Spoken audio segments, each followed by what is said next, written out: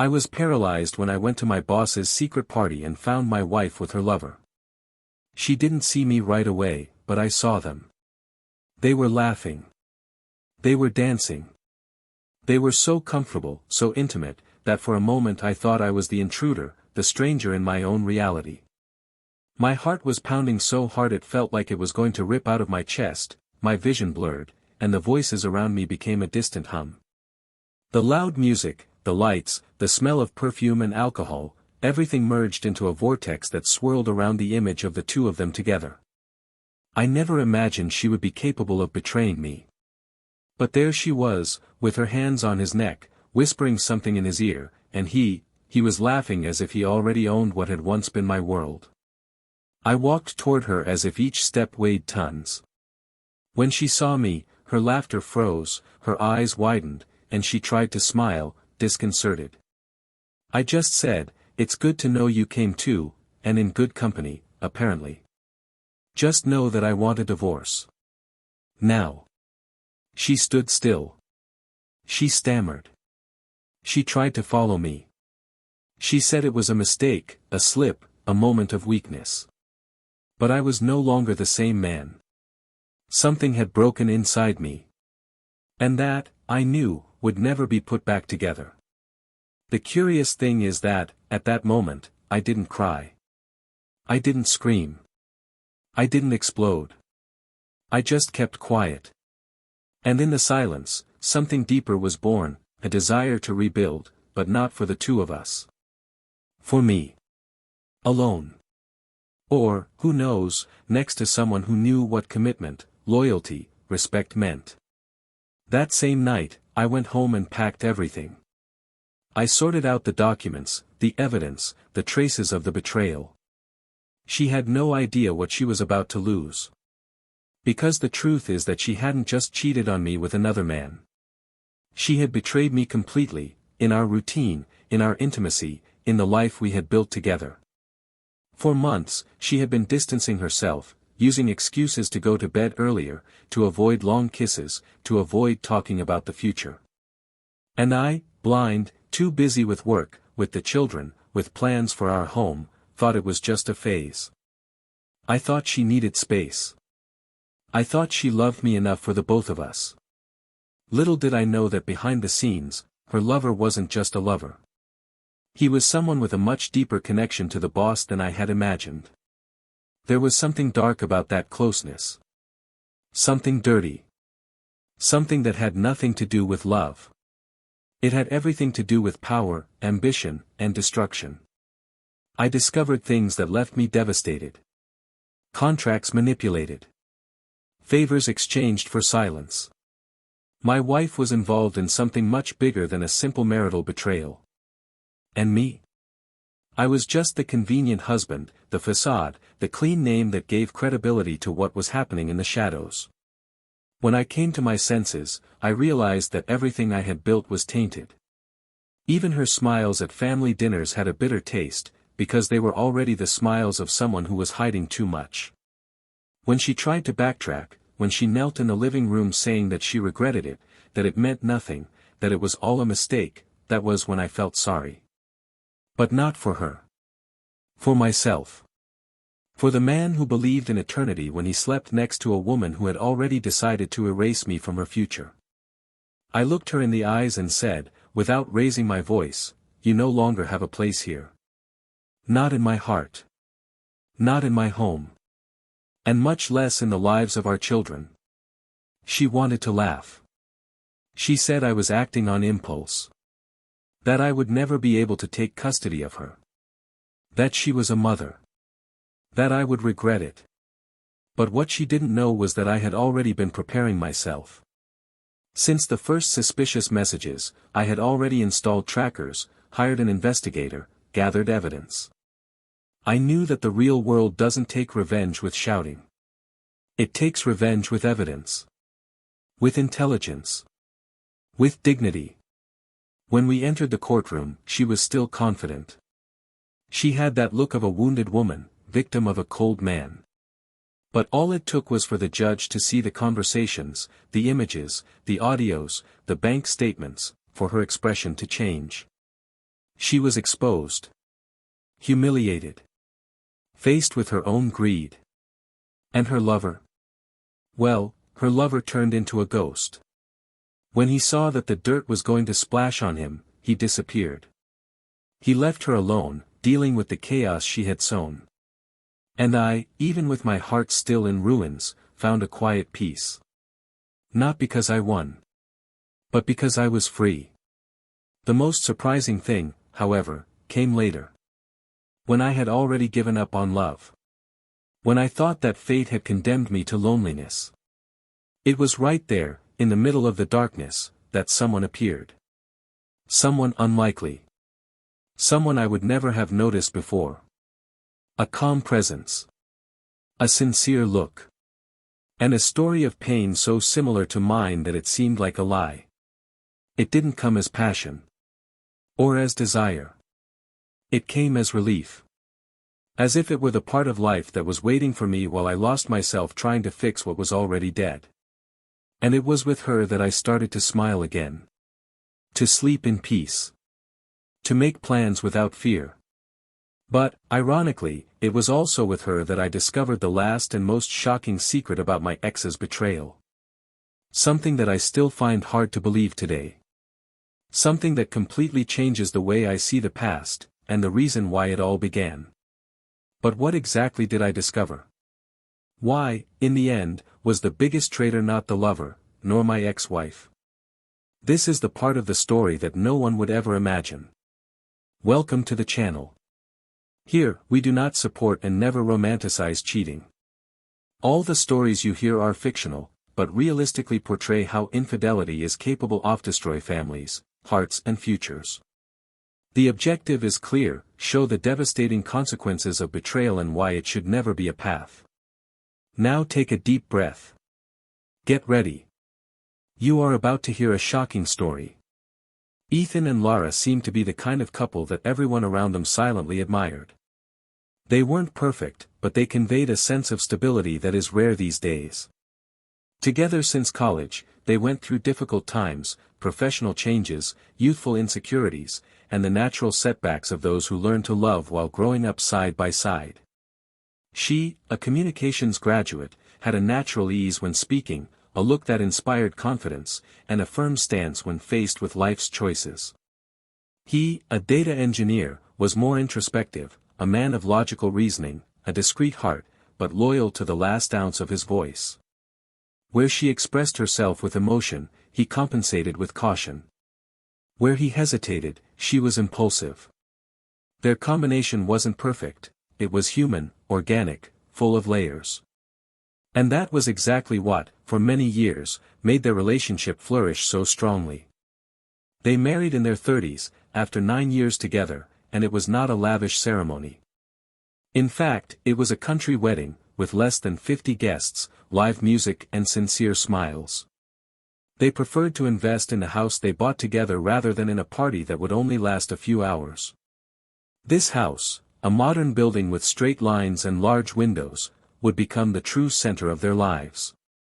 It was there that they raised their children, that they spent sleepless nights discussing projects and ideas, that they drank wine on rainy Fridays while they put old films on as if it were the first time. It was a home of simple habits and genuine gestures, where birthdays featured bakery cake and Sundays began with pancakes made by Ethan while Lara listened to investigative journalism podcasts in the kitchen. It wasn't glamour they cultivated, it was intimacy. A kind of silent love that is built on the little things, on quick glances, on hands clasped in the car seat when the children fell asleep in the back seat. Ethan has always been a present father. He changed diapers, made lunches, and helped with schoolwork. He never minded the idea of sharing household responsibilities with Lara, who, despite being passionate about her career, always prioritized family time. She had landed a prominent position in the communications department of a large financial company, which meant lots of meetings, corporate events, and a certain aesthetic demand, presence, posture, and a firm voice. This never bothered Ethan. On the contrary, he was proud to see his wife occupying important roles. He used to say, without any irony, that Lara was the smartest person in the house. And when he said this in front of his children, it was so that they would grow up knowing how much he admired their mother. On the outside, they were unshakable. But on the inside, the years began to slowly erode what once seemed invincible. Nothing was easy to point a finger at. There were no explosive fights or drastic breakups. It was something more subtle. Like the dust that accumulates in the corner of the window until it becomes visible. The kisses became more spaced out, the dinners shorter, the conversations more about everyday life and less about dreams. Intimacy, once so natural, began to require effort. Ethan, with his methodical profile, tried to keep everything in order, while Lara, increasingly involved with work and the political challenges of the corporate environment, began to appear more emotionally distant. Sometimes, he would see her looking out the window with her eyes elsewhere. It wasn't sadness. It was absence. Despite this, there was no distrust. Ethan was not a jealous man. He believed that respect and trust were non-negotiable pillars. He never read her cell phone messages, never questioned an after-hours meeting, never followed her steps. When she said she was going out with co-workers, he simply wished her a good night. And when she came back later, tired and with her heels in her hands, he offered her tea or chocolate, depending on the mood he could capture in her eyes. Not out of submission, but out of affection. Because he still believed that love was made up of these silent gestures that no one else sees. The children, two children with opposite personalities, were the strongest link between them. The oldest, curious and sensitive, inherited Ethan's introspection and passion for technology.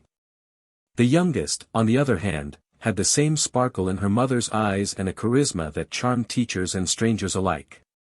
Together, they formed a family nucleus that, in the eyes of others, seemed to function perfectly. Photos on social media showed trips, birthdays, school achievements, picnics in the park. But what no one saw was Ethan's almost invisible effort to keep that sandcastle standing. The pressures at work had increased over the past 2 years. The company he worked for had undergone a major restructuring, and he found himself leading an unstable team with increasingly tight deadlines and double responsibilities. Even so, he turned down promotions that would have required constant travel, precisely so that he could be more present at home. Meanwhile, Lara was receiving more and more invitations to events, committees, and important dinners. She began to frequent places where Ethan did not feel comfortable. The atmosphere began to change, albeit subtly. Conversations began to have more absences than words. When she talked about her new colleagues, he listened attentively, but he could not help but feel that he was becoming just a supporting character in his wife's life. There was one name she mentioned frequently. A new executive at the company, with cutting-edge ideas and a charismatic demeanor. Ethan listened carefully, trying to understand her enthusiasm. After all, brilliant people inspire admiration. He never imagined that name, spoken so naturally at dinners and breakfasts, would come to mean so much more than it seemed. At that point in the story, there was no betrayal. But something was beginning to break. A change in frequency, a growing distance. Like two songs that had once been in harmony but now began to play at different rhythms. On weekends, children were always the center of attention. They went hiking, cooked together, watched cartoon marathons. Lara participated, but with less involvement than before. She said she needed to rest, that her head wouldn't stop, that she was exhausted. Ethan understood. Or at least, he tried. When he saw her sitting on the sofa, her eyes fixed on space and a glass of wine in her hand, he felt like hugging her until everything went back to the way it was before. But she no longer let herself be reached.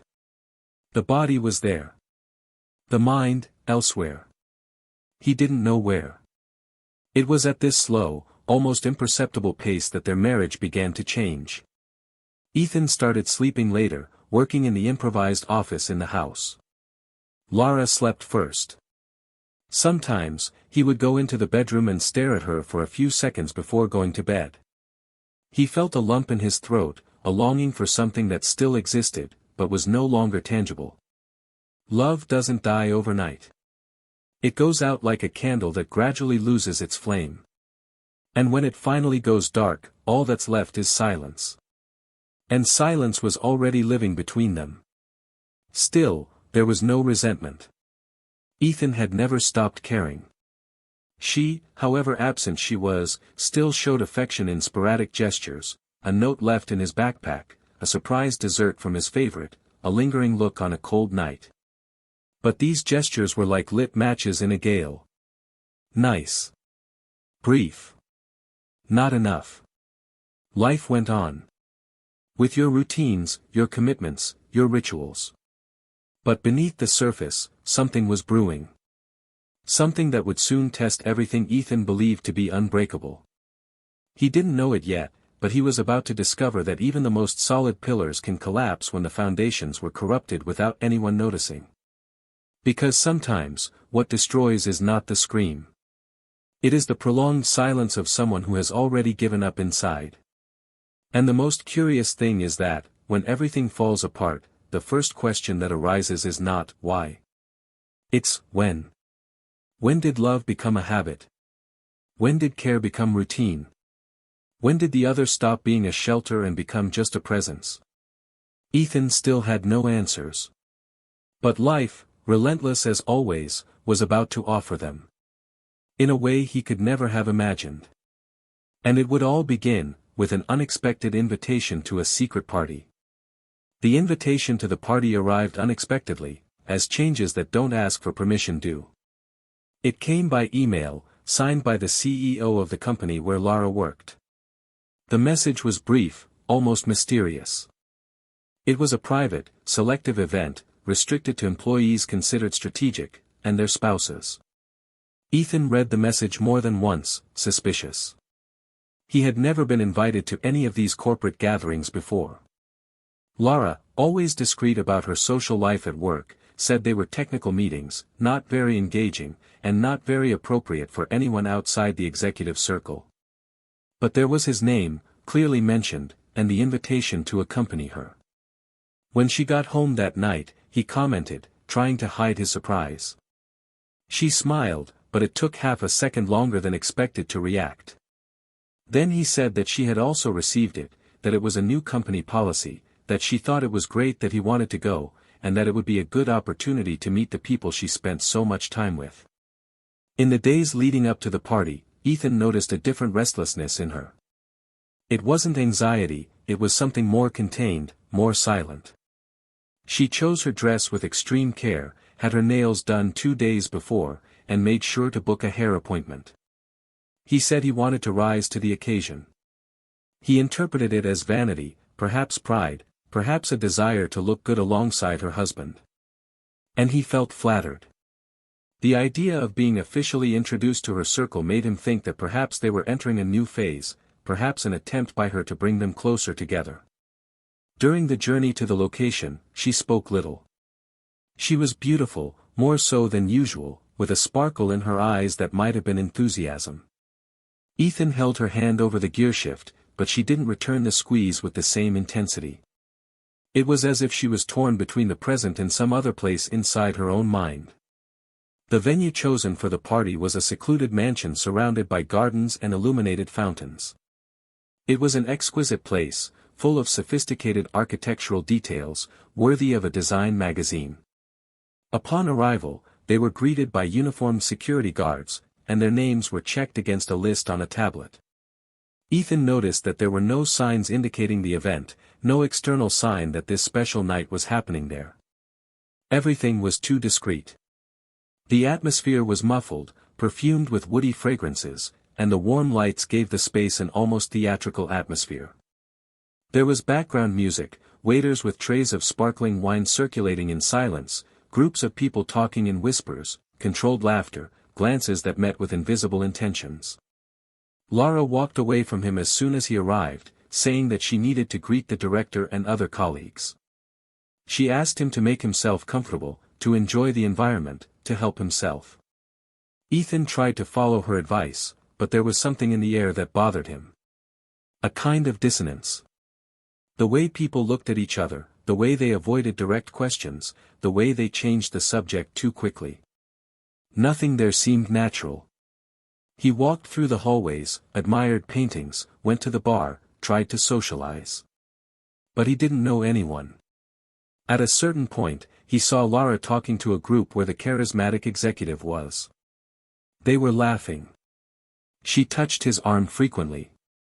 He whispered something too close to her ear. Ethan felt a sudden discomfort. A kind of jealousy that he didn't usually feel, because he trusted her, but that now appeared like an invisible thorn, piercing his reason. He spent more than an hour trying to ignore the discomfort.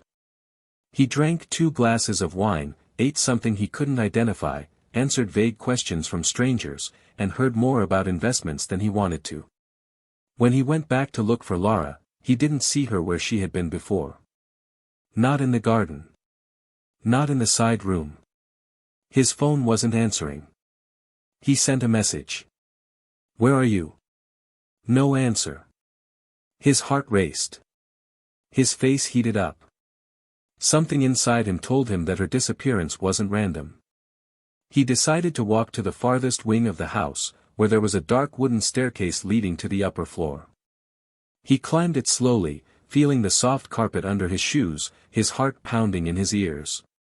At the end of the corridor there was a half-open door. I didn't know what I expected to find there. Maybe nothing. Maybe just the wife answering a phone call, or in a private conversation. But as he pushed open the door, he felt as if the entire floor had collapsed beneath his feet. There she was. Lara. With your back to him. With the dress lowered to the waist. With his hands on another man's chest. The executive. Same with work stories. The two of them intertwined, surrendered to something they didn't even try to hide.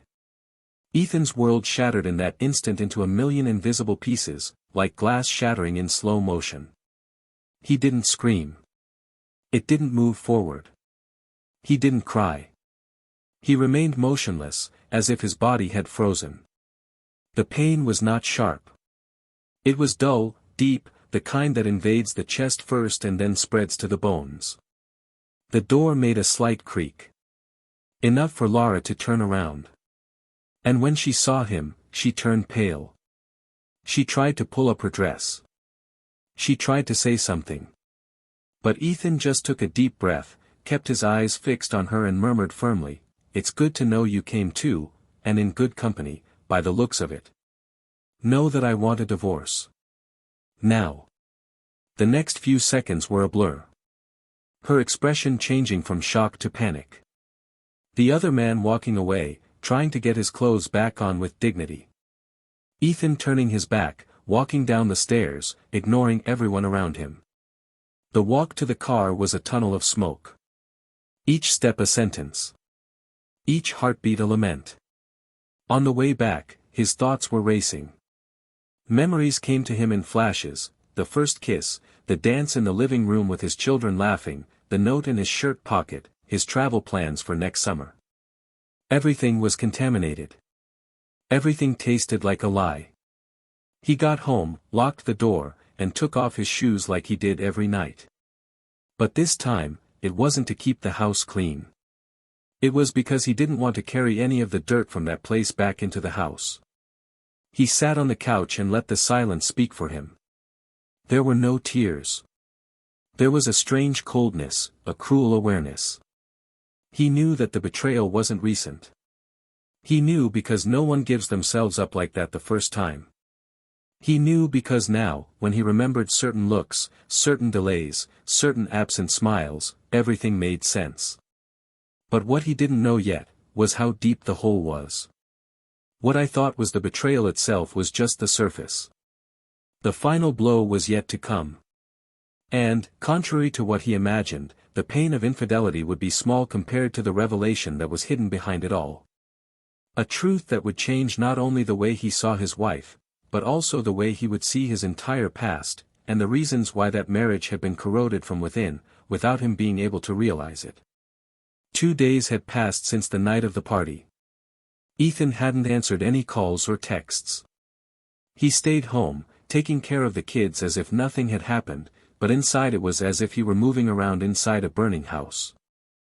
His mind wouldn't stop, and his eyes, even when fixed on the TV or the plate of food, were distant, absent, trying to understand how everything had fallen apart so suddenly, trying to find a starting point, a logical explanation for what he had experienced.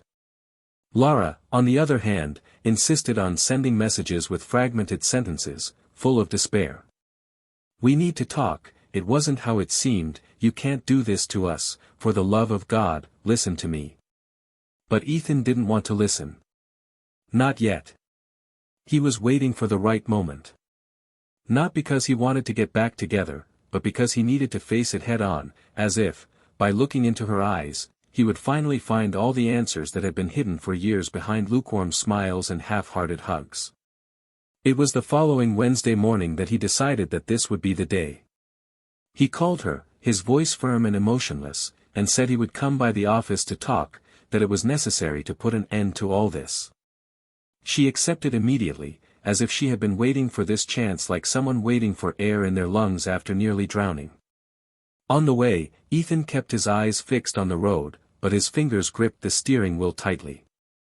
His blood was racing. The memories of the scene in the bedroom, of the look in her eyes when she saw him standing in the doorway, came back in uncomfortable flashes.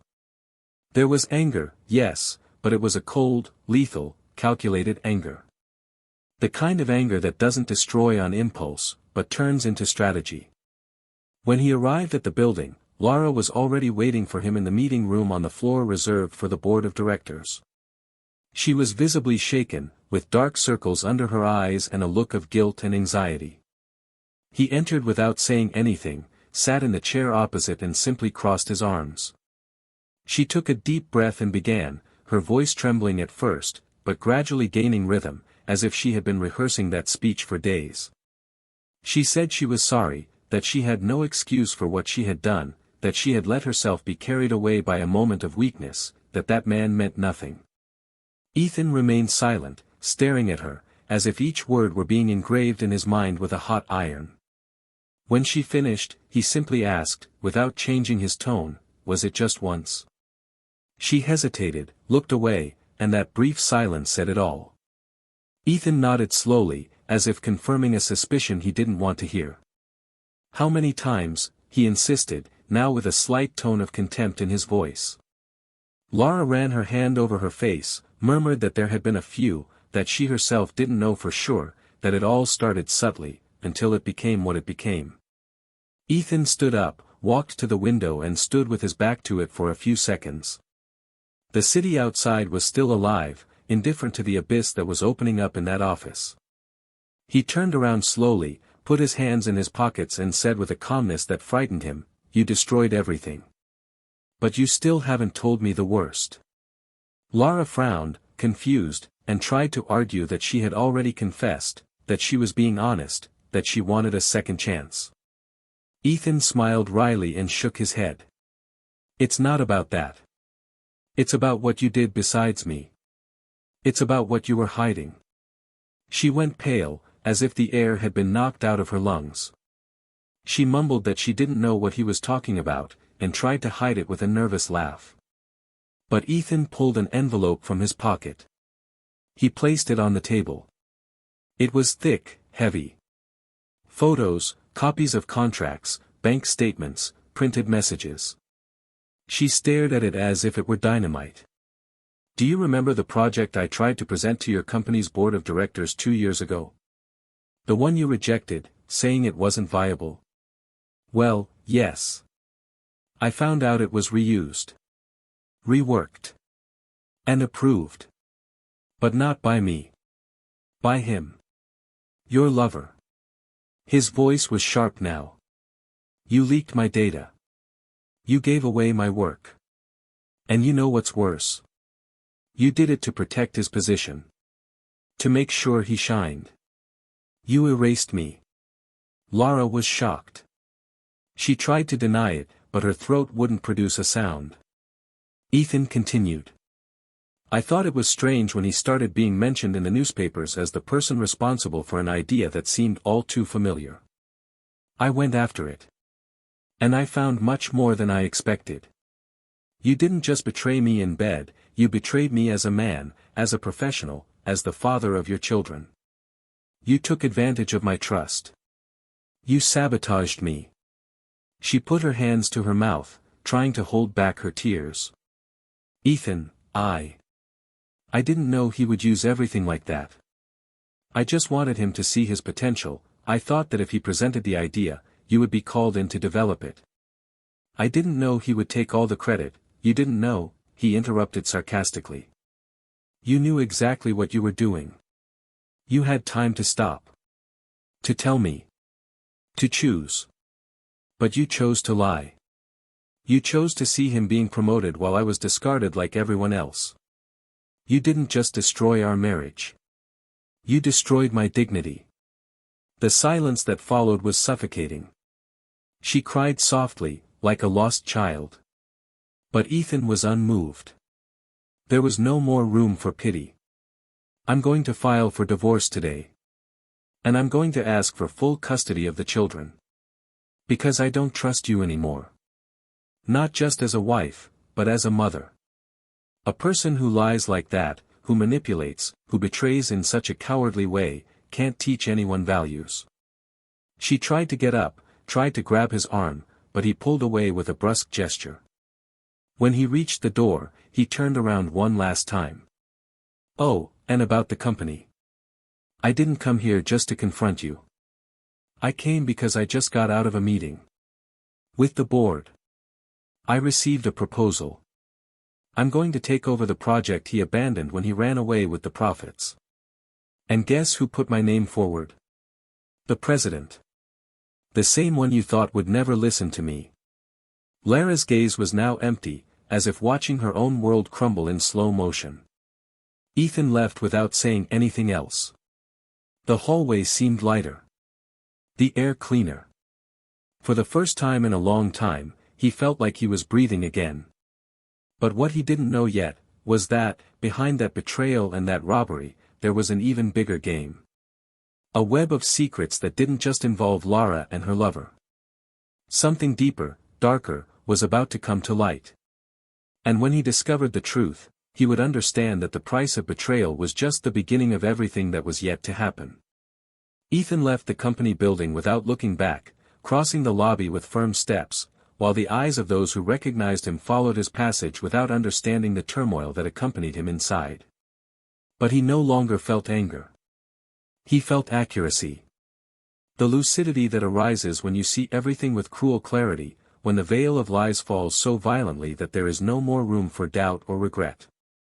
When he got into the car, he didn't turn on the radio. He didn't think about calling anyone. He just drove. The streets passed like shadows around him, but his mind was elsewhere, at home, on his children, on the next step. He had already filed the divorce petition that morning, even before the conversation with Lara. And now he needed to organize everything that would come next. A new beginning doesn't start with declarations, it starts with structure. And he was willing to rebuild his life from the chaos. That same day, he went to the children's school and asked them to update their contact information, ensuring that all decisions were made by him. He called the lawyer. He confirmed the documents. He scheduled a meeting with the children's psychologist. He didn't want them to be swept away by the storm. He wanted them to feel as little as possible. That night, he calmly prepared dinner. The two of them sat at the table, laughed at a silly joke told by the youngest, and he answered questions about what they were going to do over the weekend as if he had complete control over everything. But inside, his heart held a silent bitterness. A feeling that, even if he had won, he had lost something that he could never get back. The next morning, Lara showed up at the house to get some clothes. She was exhausted, visibly fragile, her eyes sunken, as if she hadn't slept since their last conversation. Ethan let her in without arguing. He watched from afar as she walked through the hallways with a strange slowness, touching the furniture as if to say goodbye. They didn't say much. They just exchanged long, dry glances, full of meanings that didn't need words. She took some bags and left. And he remained silent for a few minutes, standing at the door, observing the emptiness left by that presence that once filled everything. Still, there was no regret. There was only acceptance of what could no longer be changed. It was a few days later, in a discreet meeting with the board of directors of the company where the project had been reused, that Ethan discovered something that would completely reconfigure the story he thought he knew.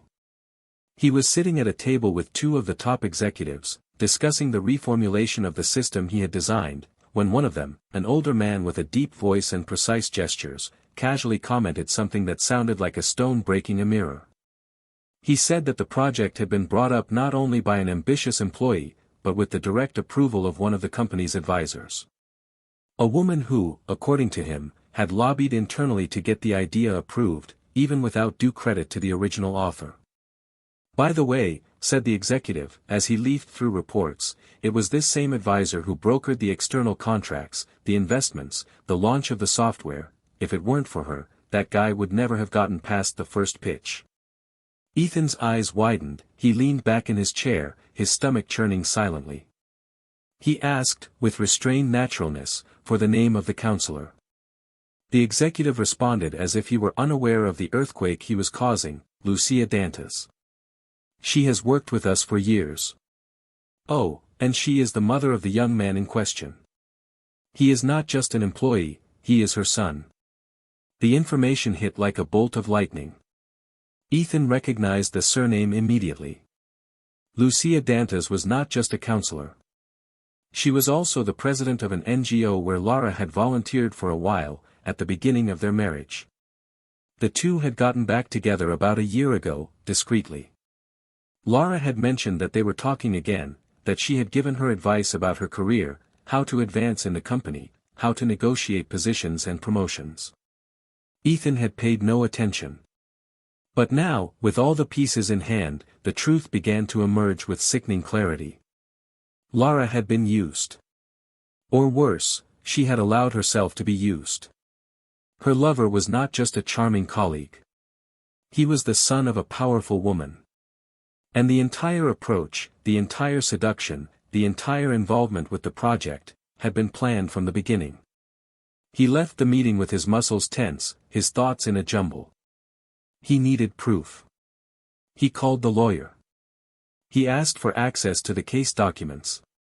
She mentioned that, while collecting bank details, suspicious transfers had emerged between one of Lara's accounts and a shell company registered in her lover's name. Ethan asked for everything. He needed to confirm what he already knew: Lara had not only betrayed her body and her heart. She had betrayed her principles, her integrity. She had actively participated in a maneuver to steal the authorship of a project and hand it over as a bargaining chip in a network of power hidden by personal relationships. There was no longer any doubt. The betrayal was not an isolated act. It was part of a plot. A deliberate arrangement. A dirty game in which she chose her side.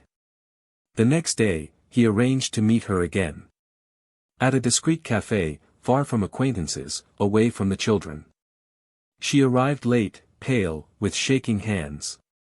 Before she could say anything, he threw the papers on the table. Contracts, transfers, meeting records. And finally, a copy of the email in which she, months earlier, had responded to Lucia about the delivery of the technical material for the proposal, thanking her for her trust and reinforcing her desire to see the project take shape in the right hands. Lara remained motionless. Her eyes fixed on the paper, as if the ink there weighed tons. She tried to form a sentence. But there was no defense. "You used my work as a bargaining chip," Ethan said, his voice low, without anger, only disappointment. "You didn't just betray me as a man. You destroyed me as a professional. And all to please your lover's mother. To guarantee him a future. At my expense." Lara closed her eyes, biting her lip until it bled. I didn't know it would get this far. I thought it was just an opportunity. I thought if he got ahead, I would too. I was tired of feeling small. And you were always bigger in everything. Even without meaning to, you overshadowed him. I just wanted to have something of my own." Ethan laughed, humorless. "And what do you have now? Something of your own?" You're ashamed. That's what you have. She cried, without hiding it. And this time, he didn't look away. Because he was no longer the man who endured everything in silence. He was someone who had understood, in the most brutal way, how much he had sacrificed himself in the name of a promise of love that had died long ago. He stood up, without waiting for answers. He took the papers and left. But before he crossed the door, he said, without turning around, I will be the guardian. And if you try to contest it, I will reveal all of this. And the name of your lover. Let's see how long he resists. Driving home that night, Ethan felt something different. It was no relief. It was a kind of bitter beginning. The certainty that he was free, yes, but also marked. Betrayed trust leaves deep scars. But there, as he crossed the threshold, he heard the children's laughter coming from upstairs. And that was enough. I didn't need anything else. No need for revenge. He just needed to make sure they grew away from the rot that had been silently spreading over the years within that relationship. What he didn't expect, however, was that something still awaited him around the bend in life. Something capable of rewarming a part of his chest that he thought was dead. And it would all start subtly, with a casual visit to the children's school. A reunion with a figure he didn't even remember clearly. Someone who would soon show that starting over was not only possible, it was necessary. But that was yet to come. And for now, it was enough to know, the castle had fallen. But the ruins could also be fertile ground for a new story. The night arrived with the kind of silence that seemed to carry a greater weight than usual, as if the world around Ethan was waiting for him to finally stop and absorb what had just happened. Sitting in the armchair in the living room, with the lights off and my eyes fixed on nothing, I felt my hands on my knees as if I needed to anchor my body in the present. For the first time in months, he didn't have to prepare for the next blow, or for a sudden disappointment or an unpleasant surprise. The worst had already happened. The truth, naked, exposed, irreversible, had been thrown onto the table with no escape. Lara wasn't just the woman who had betrayed her commitment. She was part of something deeper, more cynical, more cruel than he could have imagined. And even though he knew now that she had been both an instrument and an accomplice, there was still something about her that confused him, not as a woman, but as a human being. The dilemma that arose was not whether to forgive or not. He had already resolved that. The question was more complex: to what extent can someone be an accomplice to something and still not be completely a villain? The children slept in their rooms, oblivious to the storm that had consumed the family. In their childish world, monsters still had clear names and shapes. But for Ethan, what consumed him was the ambiguity. The pain of knowing that the woman who had been by his side for so many years, with whom he had shared the creation of 2 lives, had crossed a line that could no longer be erased. And yet, when he looked at her in that last conversation, he saw something that ate away at him inside: genuine regret. It wasn't pretend. It wasn't an act. It was the kind of guilt that sticks in your eyes and changes your posture. But it was also too late. He was no longer the same man. And she could no longer touch anything that was his. The house was now a place of reconstruction, not memory. The next day, while he was making breakfast for the children, the phone rang. It was the school. A teacher wanted to schedule a meeting to discuss his oldest son's behavior, which had changed in recent days. Ethan felt a tightness in his chest. The feeling that, even while maintaining the structure, even pretending to be normal, cracks were starting to appear where he least wanted them. He scheduled the meeting for late afternoon and went about his day trying to keep his mind busy. At work, projects were moving forward quickly. His new position brought visibility and pressure, but he liked the feeling of being in control. After so much time being overshadowed, he was finally taking center stage in a space that was rightfully his. At school, when he entered the coordination office, he was greeted by a woman he hadn't expected to see. Martina. The educational psychologist. They had crossed paths briefly in previous meetings, but had never exchanged more than a few words. She greeted him kindly, without exaggeration, and invited him to sit down. Beside him, the teacher reported small changes in the boy's behavior, occasional irritation, difficulty concentrating, recurring questions about what it means when an adult lies to another. Ethan listened attentively, without interrupting, but he could feel his face heating up. Martina observed with empathy, without judgment, and when the teacher finished, she took the floor. She explained that children have subtle but powerful ways of absorbing change. And that, even without knowing all the details, they notice when the world around them is changing.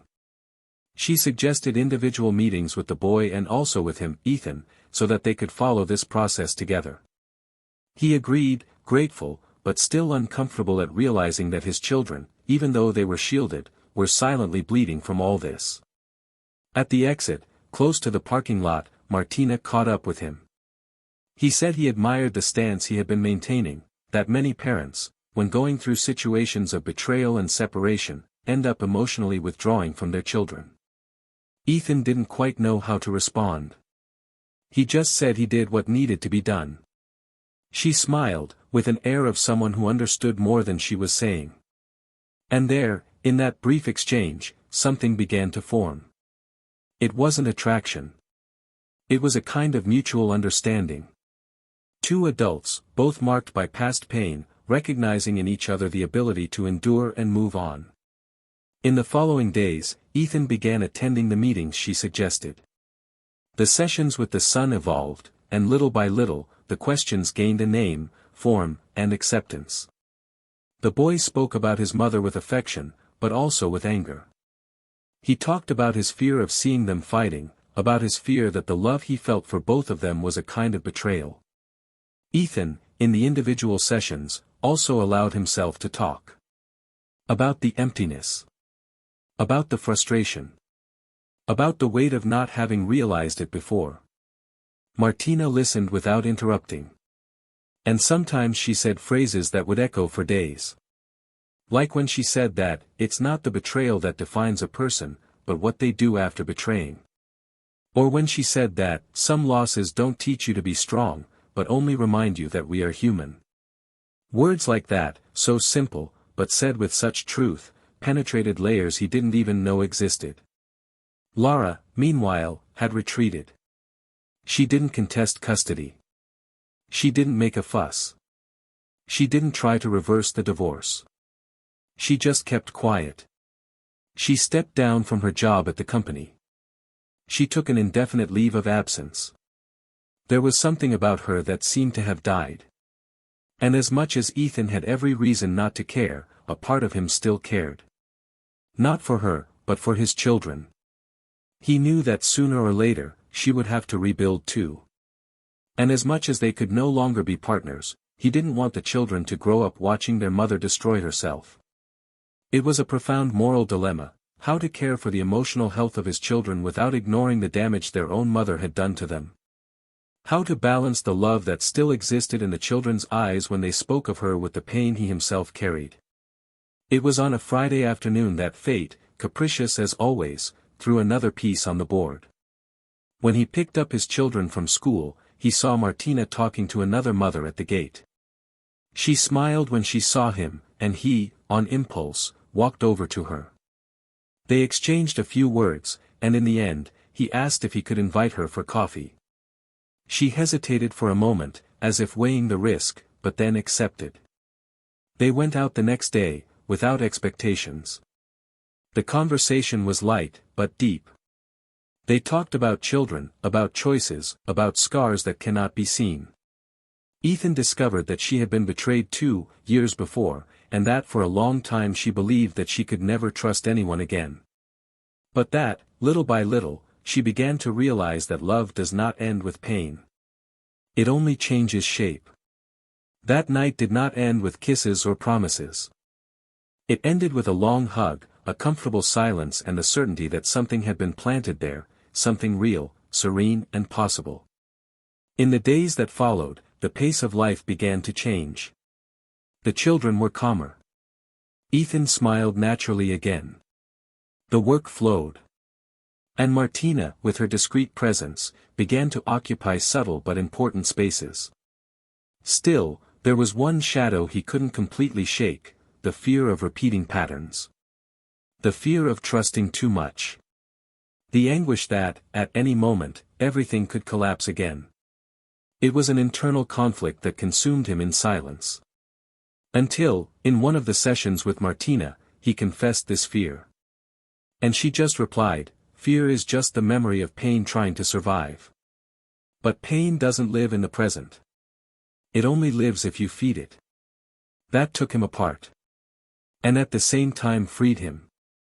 Time then began to do what it does best, reorganize everything. None of that could be fixed. But there was room for the new. The wound was still there, but it was no longer bleeding. Lara would send occasional messages, asking about the children, asking for photos. Ethan responded politely, but without opening doors. The new routine was solid. But fate still had one last twist in store. A moment that would arrive unexpectedly, in a meeting arranged by chance, by an email sent to the wrong address, by a meeting he shouldn't even be at.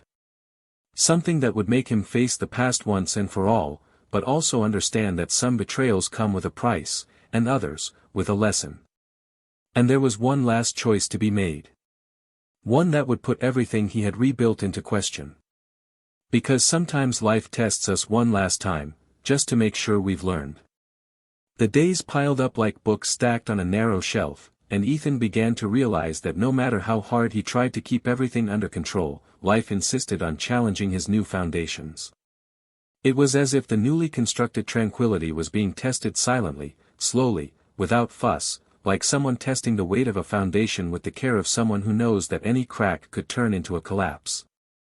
The relationship with Martina evolved in short, discreet but firm steps. They didn't talk about labels, or what they were becoming, they just allowed themselves to exist in the time they had. The conversations, now more frequent, invaded the nights with a naturalness that Ethan no longer knew was possible after so much wear and tear. And it was in this unburdened silence that he began to recognize again a kind of peace that he thought had been lost forever. One morning, when he was taking his children to school, the oldest asked to sit in the front seat. He was more serious than usual, and the silence between them lasted almost half the way. Ethan respected this. He knew that when he came, the question would be important. And it was. Directly, the boy asked if his mother would ever come back to live with them. The question echoed in Ethan's chest, not for lack of an answer, but because he knew that anything he said would shape his son's memory.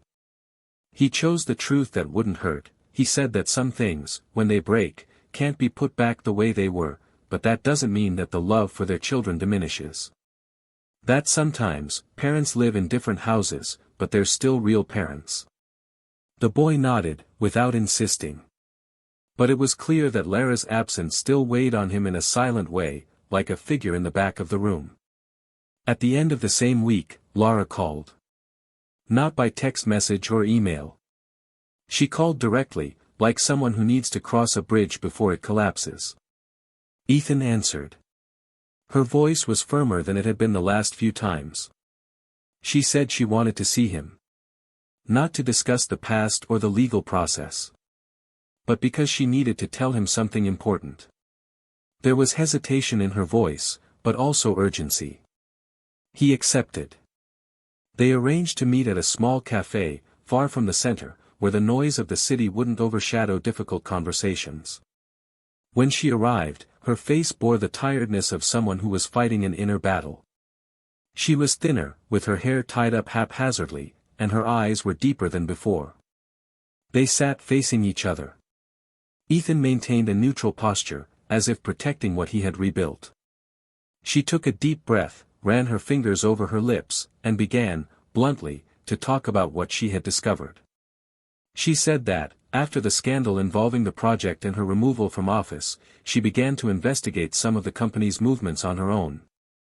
She said that something didn't make sense, that the numbers didn't add up, that some of the investment actions made in the name of the stolen project were actually being manipulated by a third party. That the executive she had gotten involved with had disappeared after the project collapsed and that her mother, the powerful advisor, was being investigated for embezzlement and use of shell companies. Ethan watched her in silence, trying to understand where this was affecting him now. But then she revealed the most unexpected thing. She said that her name was still listed as a silent partner in one of the companies where part of the project's capital was invested. And that if the case were pursued by the authorities, her children could also be affected: inheritance, legal ties, public image. Her voice wavered at this point. She said she didn't expect forgiveness, but that she needed help to clear her own name. Because, despite everything, she didn't want her children to grow up ashamed of their mother. Ethan didn't respond right away. He got up from the table, went to the counter, ordered 2 more coffees, came back and just looked at her for a long time before saying he would help. But not for her. For them. For their children. Because they deserved to be proud of each other, even if the marriage hadn't survived. And because, deep down, he knew that even the most serious mistakes could be repaired to some extent, if there was true repentance. In the days that followed, he sought out his lawyer, accessed documents, got involved in meetings he didn't want to have, talked to contacts he had kept from when the project was just an embryonic idea. It wasn't easy. Nor was it quick. But little by little, they began to unravel the legal knot that tied Lara to the corruption scheme. They couldn't erase her involvement, but they reconfigured the legal narrative so that it was clear that she had been manipulated, used as a bridge, and that her direct involvement had ceased before the group's financial collapse. Ethan signed as a witness. His word, as the creator of the original project, carried weight. The moral dilemma here was no small one. Ethan knew that many in his place would let Lara sink. He knew that if he did, she would lose everything: her reputation, her wealth, perhaps even her freedom. But he also knew that revenge was not justice. And that if he acted on impulse, he would be as toxic as she had been. Pain could not guide his decisions.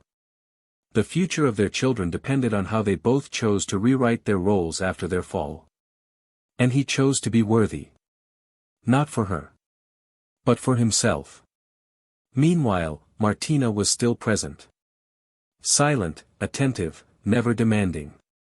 She knew everything that was going on, and instead of walking away, she offered support. Discreet but firm. He said he admired Ethan's courage, but he also worried about how much he gave of himself to save someone who had hurt him so much. One Saturday night, while they were having dinner together, she looked him in the eye and asked, "Are you helping her because you believe she can change, or because you still have feelings for her?" Ethan took a while to respond. He finally said that he did feel it, but not what he felt before. That now the feeling was like the memory of an old pain, present, but tamed. Who helped because he wanted his children not to carry burdens that weren't theirs. Martina just nodded, as if she understood that loving doesn't mean excluding the past, but learning to live with it without letting it define you. Over time, things began to settle down. Lara managed to prove part of her innocence, but she was marked by the business world. She decided to move to another city and start over somewhere else, far away. She proposed bi-weekly visits to the children and accepted the conditions imposed by Ethan. She said she needed to rebuild herself far away. And he accepted. The children gradually began to understand. And, surprisingly, they began to deal with her absence with less pain. Ethan made a point of maintaining her dignified image at home. He never spoke badly of her in front of them. He never used betrayal as a weapon. He wanted them to learn that people make mistakes, but that they can also try to do the right thing later. The relationship with Martina deepened. But without rushing, without labels, without pressure. It was a different construction. Based on respect, presence and truth. One evening, as they were walking with their children in the park, the older boy held Martina's hand. I didn't say anything. He just walked beside her as if that was his natural position. And Ethan, seeing that, felt a different peace. It wasn't the same as before. It was better. Because it was true. Still, there was one last card of fate to be turned. Something he hadn't expected. Something that would come in the form of an unexpected revelation made by someone unlikely. Something that would, once again, put him before a choice. Because life, as always, doesn't close a cycle without first asking, are you ready to be even more honest with yourself? Time followed its course, as it does with everything that still pulses, and with it came the definitive changes that would seal the fate of each character involved. There was no more room for returns, regrets or attempts at recovery. It was the moment when the loose ends needed to find their knots, even among cuts, scars and hard choices. The last chapter of this story began on an unexpected late afternoon, when Ethan received a call from an unknown number. The voice on the other end was firm, direct, an investigator who handled cases involving corporate crimes. He said he wanted to meet him in person, that there was relevant information involving the development of the case that, months ago, had indirectly implicated Lara. Ethan scheduled the meeting for the next day without thinking twice, and when he hung up, he felt a strange pressure in his chest, as if his body already knew that this conversation would change everything once again. In the office, the investigator showed documents recently discovered through an anonymous tip. Among them were emails and transaction records that revealed a detail that had been hidden until then: the project that had been stolen from Ethan had not only been reused and disguised. It had been sold. The company where Lara worked had made millions by commercializing the technology with an international subsidiary, and the profits had been laundered through shell companies that involved the name of the dismissed board member, Lucia, but also a second name, even more unexpected, Ethan himself. At some point, months ago, someone had used his personal data, opening accounts abroad and linking those accounts to the transactions. Technically, he appeared as one of the beneficiaries of the scheme, even though he had never received a cent. He was silent for a few moments, feeling the weight of that absurdity pass through his conscience like a slow blade. He asked how that was possible. The investigator was direct: Lara. She had access to all of his data during their marriage. Contracts, passwords, documents. She was the one who had given them the information, and even though she had backed out in the last stage of the scam, she had not stopped them from using her identity to cover their tracks. Ethan left the room with shaking hands, a cold sweat running down his back. This wasn't just about emotional betrayal, or a lost project. It was about integrity, honor, dignity. And now, more than ever, he understood, she knew. She had always known. And yet, she had allowed him to be used as a shield. He didn't go home that day. He drove for hours, aimlessly, just trying to digest everything. When he got home, the children were already asleep. Martina was waiting for him in the living room. All he had to do was look at him to understand that something had changed. He told her everything, without hiding anything.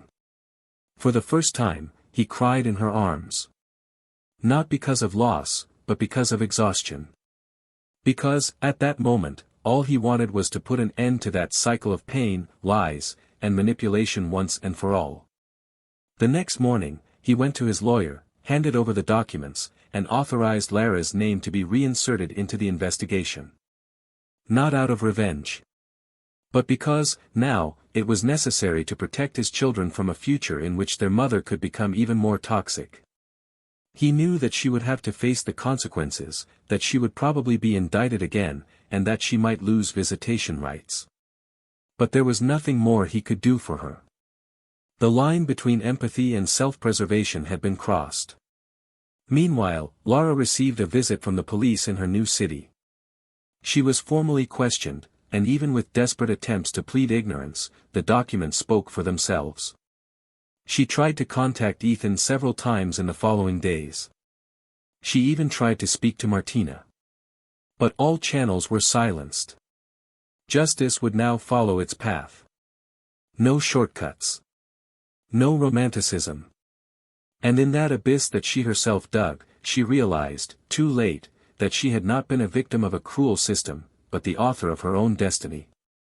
Her preventive detention was ordered under the risk of destroying evidence. And there, alone in a cell, for the first time, she faced her own image without defense. There was no longer a man to justify her mistakes. There were no more children to support her speech of redemption. There was only her, and the certainty that she had lost everything that really mattered. Months passed.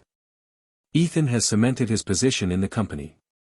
The project was now presented with his name at the forefront, and invitations for lectures and consultancies began to appear from all sides. Professional life flourished like never before. At home, the routine with the children became increasingly easier. They began to accept their mother's absence more naturally, even if, at times, questions arose. Ethan always answered honestly, without hate. He explained that sometimes people make mistakes in ways that cause irreversible wounds, but that this did not mean they should be erased from memory. Just tucked away in a corner where they wouldn't hurt anymore.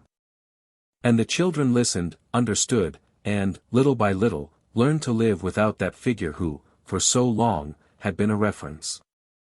Martina, by his side, became more than a new love. It became the silent pillar of a new construction. It wasn't a replacement.